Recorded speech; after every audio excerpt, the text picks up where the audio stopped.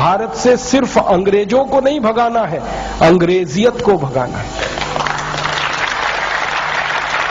हमारे तो क्रांतिकारियों के सामने भी ये विकल्प था। अंग्रेजों ने, आपको मालूम है, ऑफर किया था कि ये जो सत्ता चल रही है इसमें हमारे साथ शामिल हो जाओ, तुम भी लूटो हम भी लूटे।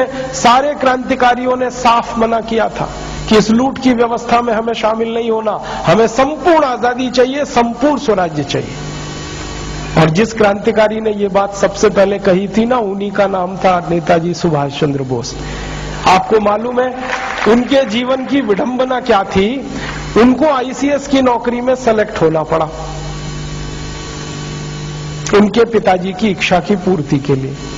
पिताजी चाहते थे कि बेटा मेरा कलेक्टर बने, और बेटे को बार बार वो ताना मारते थे कि तू बन नहीं सकता, तेरी होशियारी कम है, तेरे पास तैयारी नहीं है, इसलिए बहाना बनाता रहता है। तो बेटे ने अपनी पात्रता सिद्ध करने के लिए परीक्षा दी आईसीएस की, और उस जमाने में आईसीएस की परीक्षा देने के लिए 4-4 साल लोग पढ़ाई करते थे।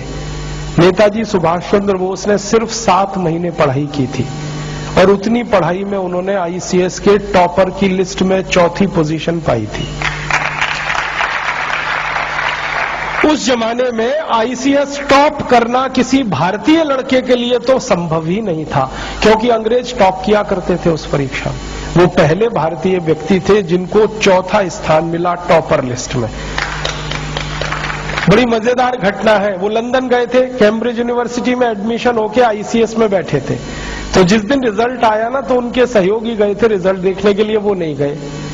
तो उनके सहयोगियों ने नाम देखा तो कहीं नहीं मिला, तो उनको आके कहा कि तुम तो पास ही नहीं हुए। तो उन्होंने कहा ठीक है कोई बात नहीं, पास नहीं हुए। शाम को सेक्रेटरी आया, ब्रिटिश गवर्नमेंट के एक डिपार्टमेंट का सेक्रेटरी आया कि तुम्हारा नाम पास होने वालों में नहीं है, टॉपर वाली लिस्ट में है, और वो लिस्ट अभी तक लगी नहीं। अब सुभाष चंद्र बोस को दुविधा हो गई कि मैं तो आईसीएस हो गया, अब मुझे कलेक्टर होना पड़ेगा, कलेक्टर माने लूटना पड़ेगा, लूट का कुछ हिस्सा अंग्रेजों को देना पड़ेगा। तो उनके मन में ये घमासान शुरू हुआ कि मैं इस लूट में शामिल हो जाऊं या लूट की व्यवस्था के बाहर निकलकर देश के लिए काम करूं। अंत में उनके दिल ने कहा कि तुमको तो लूट में शामिल होना नहीं है, क्योंकि तुम्हारा जन्म इसके लिए हुआ नहीं है। उन्होंने नौकरी को रिजाइन किया। जब उन्होंने इस्तीफा लिखा था तो ब्रिटिश सिस्टम में हड़कंप मच गया था, क्योंकि भारत में कई लड़के पहले आईसीएस बन चुके थे, किसी में हिम्मत नहीं हुई थी इस्तीफा देने की। उन्होंने दिया, और इस्तीफे में जब उन्होंने लिखा तो यही लिखा था कि इस तंत्र में मैं शामिल इसलिए नहीं हो सकता कि मेरी भारत माता की लूट के लिए ये तंत्र बना है, और मैं मेरे देश को लूटूं ये मेरा दिल मुझे गवाही नहीं देता, मैं इसलिए छोड़ रहा हूं। रिजाइन किया, बोरिया बिस्तर समेट के भारत वापस आ गए। पिताजी के दिल पर वज्रपात हो गया कि बेटे ने आईसीएस को लात मार दी। तो बेटे ने पिता को समझाया कि इस नौकरी में तो मैं लात ही मारूंगा हर बार, जब तक भारत को लूटने की व्यवस्था ये करेगा तंत्र, तब तक मैं इसमें शामिल नहीं हो सकता। इसलिए चंद्रशेखर आजाद ने आईसीएस को छोड़ा, और जैसे ही आईसीएस छोड़ी उन्होंने, तो सारा देश उनके लिए खड़ा हो गया। जब वो लंदन से वापस आए थे ना, उस समय पानी के जहाज चला करते थे, बंबई में उतरे थे, जो हुजूम बंबई में निकला था, गजब के लोग थे वो। तो उन्होंने उसी दिन कह दिया था कि अब तो भारत आजाद हो जाएगा। क्यों?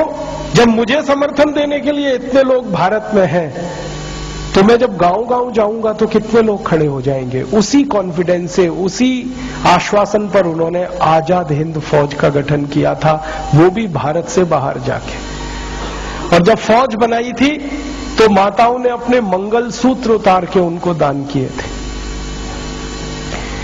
एक मां उनके पास आई थी अपने अंधे बेटे को लेके कि इसको फौज में ले लो। तो उन्होंने कहा इसको तो दिखाई नहीं देता। तो बेटे ने क्या कहा कि दिखाई तो नहीं देता, लेकिन आपकी फौज में आ जाऊंगा तो दुश्मन की एक गोली तो कम कर ही दूंगा।